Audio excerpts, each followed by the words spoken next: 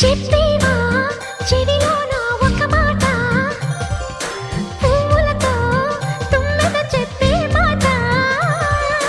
నీ చిరునవ్వు సాక్షిగా తాజ్ మహల్ నాదట, నీ పెదవంచు సాక్షిగా షాజహాను నేనట. నీ తీయని ప్రేమకి నా పెదవే నజరానా, నీ పైటకి నేనిక బానిసలే నెరజానా.